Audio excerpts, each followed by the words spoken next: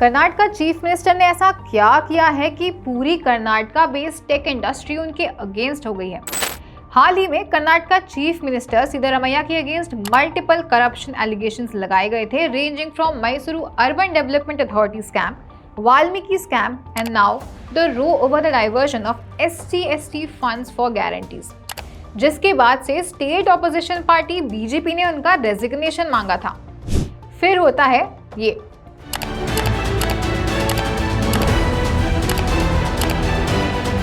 If you're using land at a subsidized land, so then how would a state grow?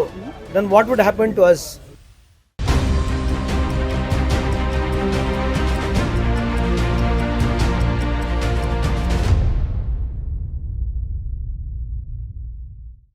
क्या ये जल्दबाजी में लाया गया बिल लोगों का ध्यान उनके करप्शन एलिगेशन से भटकाने का एक तरीका है? दुनिया की सबसे बड़ी यूथ पॉपुलेशन इंडिया में है। सालों मेहनत करके बच्चे एंट्रेंस एग्जाम पास करते हैं। पेरेंट्स अपनी सारी सेविंग्स लगाते हैं इन कोचिंग्स में अपने बच्चों को पढ़ाने के लिए, और इस एंट्रेंस एग्जाम की रेस में भागते भागते बच्चे अपने बचपन के साथ साथ अपनी मेंटल वेलबींग को भी कुर्बान कर देते हैं, सिर्फ इसलिए कि वो किसी IIT, IIM, NIT जैसे कॉलेजेस में एडमिशन ले सकें और अपना फ्यूचर सिक्योर कर सकें। तो क्या IIT, IIM, NIT and private colleges में कैंपस प्लेसमेंट बहुत कम होने वाले हैं? May be.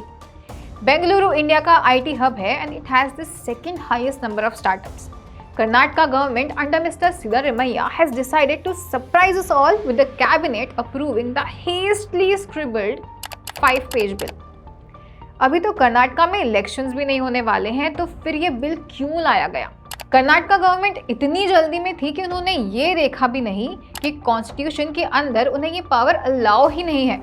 Article 16 clause 3 and article 35 ये क्लियरली मेंशन करता है कि ये पावर सिर्फ पार्लियामेंट के पास है, स्टेट गवर्नमेंट के पास नहीं है एम्प्लॉयमेंट रिलेशंस में। साथ ही कैबिनेट ने इस बिल को पास कर दिया बिना industry experts, government officials and in fact state IT minister के कंसल्टेशन के। कर्नाटका की 25% GDP कंट्रीब्यूट करता है ये एक सेक्टर, टेक। इंडिया का 1/4 डिजिटल टैलेंट यहाँ अपनी सर्विसेज प्रोवाइड करने आता है, जिनकी वजह से इस स्टेट की सबसे ज़्यादा ग्रोथ हुई है। फॉरेन इन्वेस्टमेंट्स आए हैं जिनकी अब स्टेट गवर्नमेंट को शायद वैल्यू नहीं है।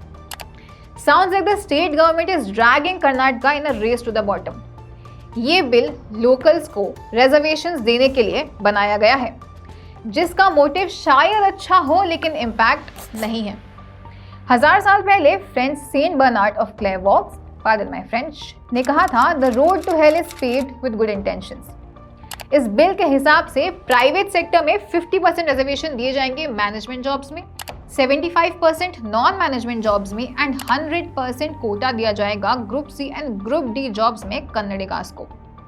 बिल ये भी कहता है कि अगर लोकल टैलेंट स्किल्ड नहीं है तो कंपनीज को उनको 3 साल के अंदर ट्रेन करना होगा, लेकिन बाहर से स्किल्ड एम्प्लॉयज वो नहीं हायर कर सकते, अदरवाइज उन पे एक हेफ्टी फाइन इम्पोज किया जाएगा। अगर ये बिल पास होता है और आप कर्नाटका में जॉब करना चाहते हैं तो इस लॉ के हिसाब से लोकल कैंडिडेट बनने के लिए you should be born in Karnataka, be domiciled for 15 years in Karnataka, be capable of reading, writing, legible Kannada and also speaking Kannada. And if you don't have a secondary school certificate with Kannada as a language, state government की nodal agency एक test कराएगी, वो आपको clear करना चाहिए। इस nodal agency के members कैसे सिलेक्ट होंगे एंड क्या पावर्स रहेंगी, ये बिल में क्लियरली मेंशन नहीं है। ये फर्स्ट टाइम नहीं है। 2016 में भी कांग्रेस लेड सिद्धरामैया गवर्नमेंट ने प्राइवेट सेक्टर में कन्नडिगास को group C and group D में 100% रिजर्वेशन का प्रपोजल रखा था। However, the proposal was rejected by the Law Department on grounds that it contravened Article 14 and 16 of our Constitution, which upholds the principles of equality before law and non-discrimination in public employment.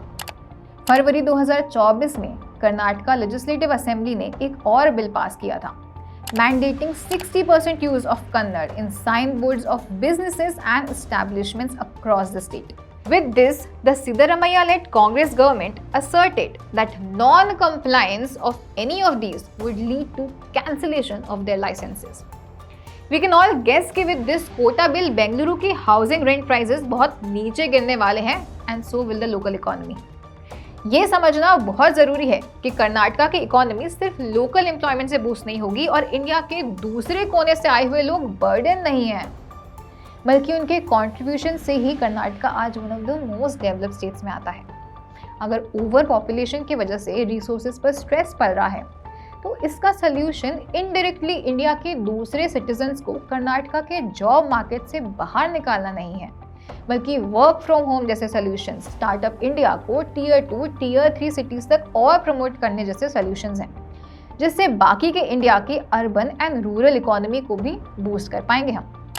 Industry leaders ने भी इस bill को oppose किया है और कहा है कि फोकस स्किल डेवलपमेंट पर होना चाहिए गवर्नमेंट का, ना कि रिजर्वेशन पर to resolve local employment issues. Many industry leaders said that the state government's decision will impact business activities in the state and may even force some to relocate to other states. Biocon के founder Kiran Mazumdar Shaw का कहना है कि local jobs देने के लिए tech field में India की लीडिंग पोजीशन अफेक्ट नहीं करनी चाहिए, as we need highly skilled employees.